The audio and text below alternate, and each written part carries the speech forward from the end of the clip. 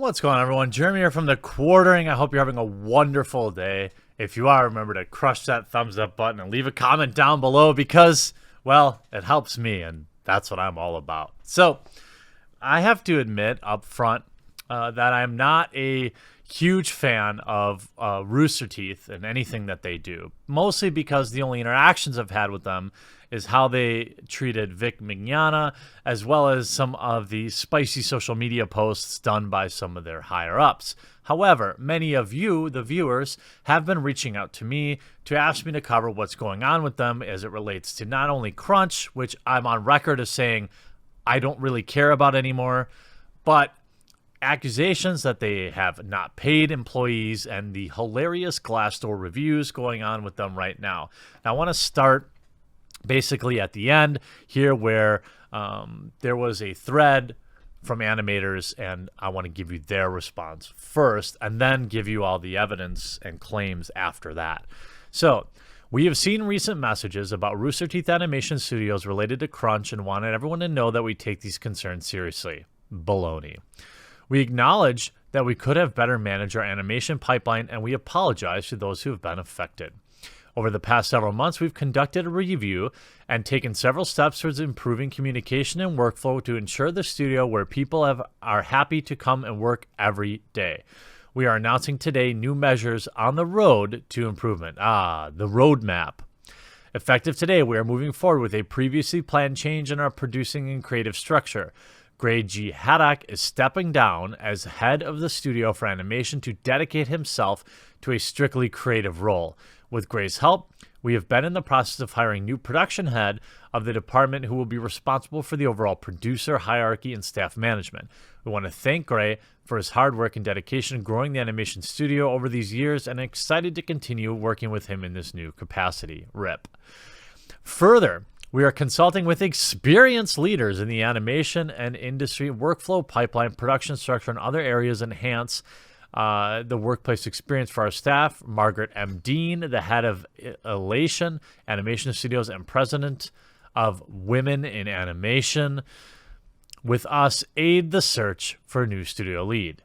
We'll always continue to work on improvements in our workplace and appreciate everyone's support. So, nothing, right? Corporate speak. Interesting that they took this 3-paragraph opportunity to virtue signal, but that is partially why I pass on anything Rooster Teeth puts out. Now, a lot of you enjoy many of their shows like RWBY and stuff like that, but I'm going to get on to some of the comments, obviously. Lots of positivity in the comments, but I hope people don't target Gray as a scapegoat. I was really severely disappointed to see the threads go on. One thing I noticed is some of the complaints that weren't enough to focus on conflict management. So people are really trying to help, and that's good.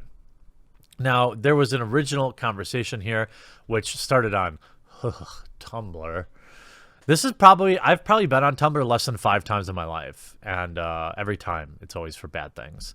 So the original story said, Rooster Teeth's Glassdoor reviews have recently made serious allegations against the company, with people who work for the company claiming that the company engages in practices involving heavy crunch periods, a resistance to providing benefits, 80-hour work weeks, a management team trying to justify crunch, and unpaid overtime. That's the one that I'm concerned about.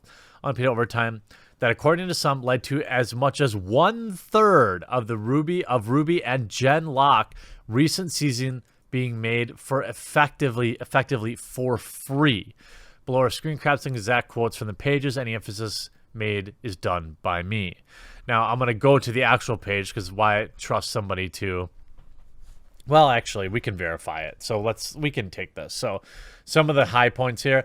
I worked here for multiple years, make entry pay. Some people have gone on multiple years with no raise. Every season, our RWBY, I believe it's pronounced RWBY, and Genlock get about 1/3 or less made for free because no one gets paid for overtime, and it's not uncommon to work hundreds of hours of overtime.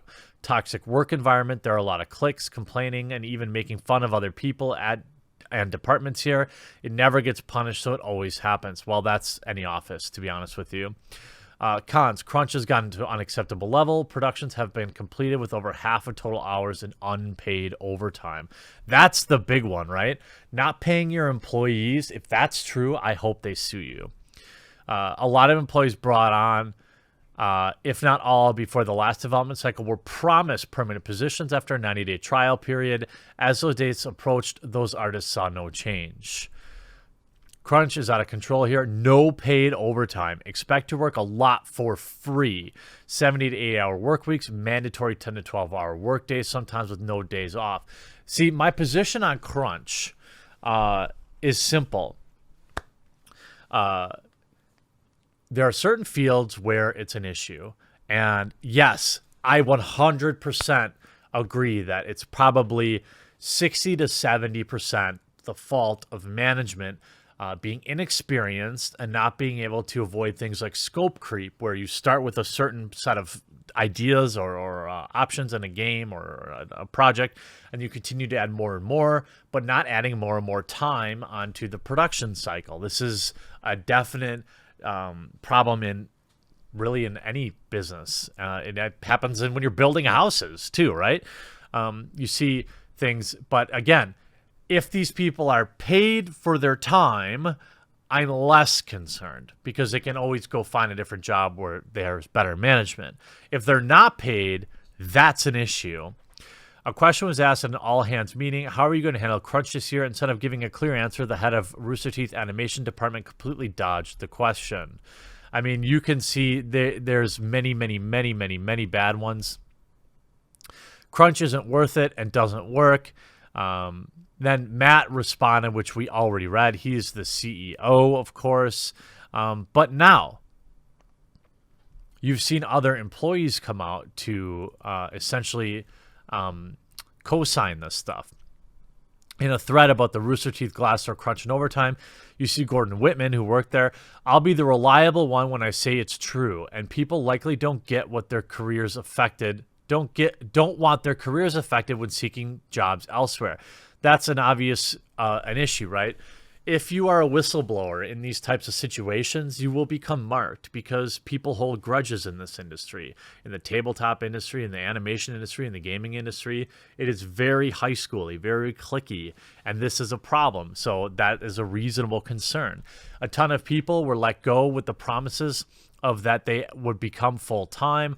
When they asked during production periods where things stood, they were lied to. So essentially you have somebody who's part-time who wants to be full-time. During the production period, they're probably saying, oh, yeah, you're going to be full-time. And then as soon as they were done, they were letting these people go, which is really rough. Essentially, contract workers that were promised. Again, there's nothing wrong inherently with contract workers, but there is a problem if you're going to promise them full-time work. That's just scummy.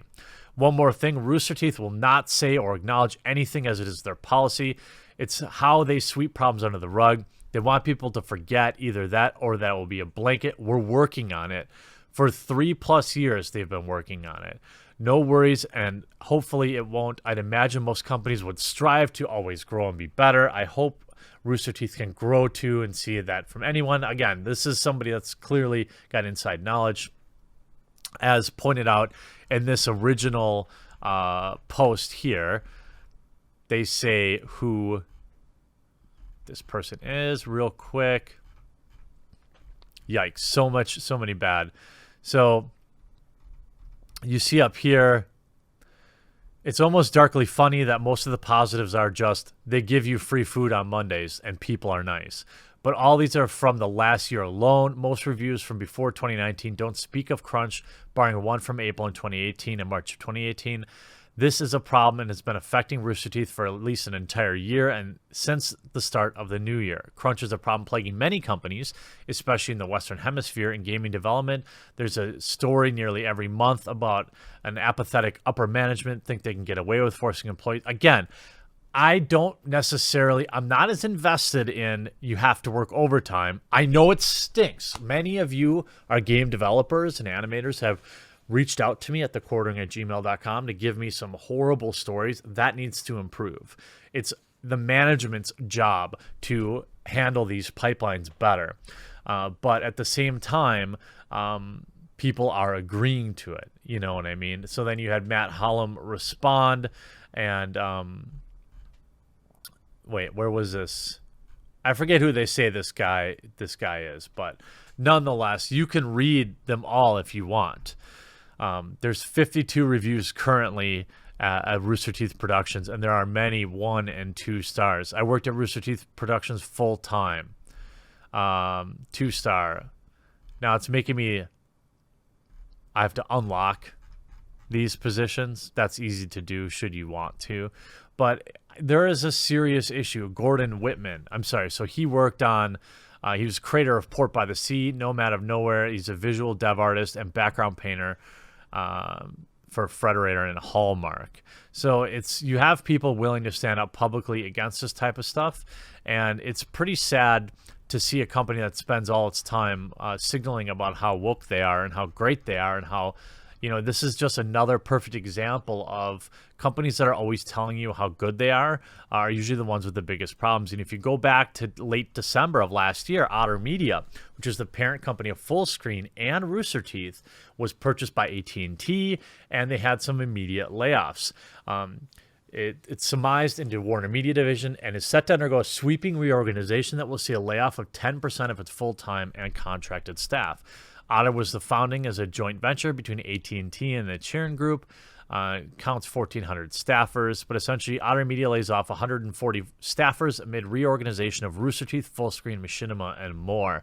These are decisions that happen when you're trying to maximize profit, and what happens is if you're not rehiring, then the original staff has to take up all of the extra slack. I've talked about this. I used to work in the calendar industry of all things, and we had that problem all the time where they would fire editors, and we would be at a hiring freeze, and there was nothing we could do about it.